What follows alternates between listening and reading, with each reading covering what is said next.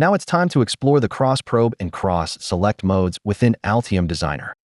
The cross-probe is a powerful searching tool to help locate components and nets between the PCB and schematic. Cross-probing can be performed in either direction from the schematic to the PCB or vice versa, and can be used on components, buses, nets, pins, and pads.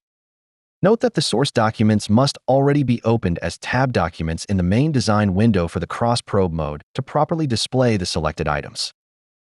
To show how to use the cross-probe, let's first open a schematic sheet. Let's change the focus to the PCB.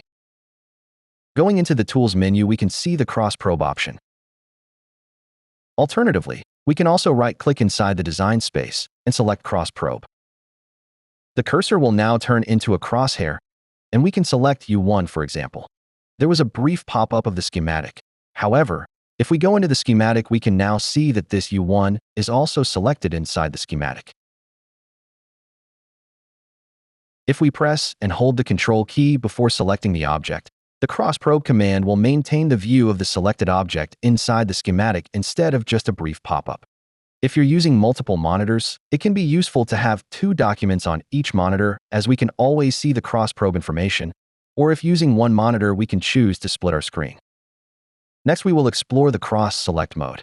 This feature facilitates dynamic, bidirectional component cross-selection. It is used to select corresponding objects between the PCB and schematic documents. In other words, when you select an object on the PCB document, the same object on the source schematic document is also selected, and vice versa. First, verify that cross-select mode is enabled within the preferences. Open the preferences and select the system branch, then the navigation page. Verify that the cross-selection option is enabled. The cross-select mode section also controls the selection scope. Click OK to close the preferences dialog. To toggle the cross-selection mode, go to Tools, Cross-Select Mode. If the icon has a blue outline around it, then cross-select mode is enabled. Navigate to the Projects panel and open a schematic document. Use the Jump command to find component U2. Left-click on U2 to select it.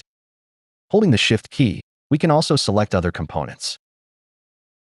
Switch back to the PCB document to see that all components we selected in the schematic are now also selected in the PCB document. We have now learned how to use the cross-probe and cross-select modes within Altium Designer.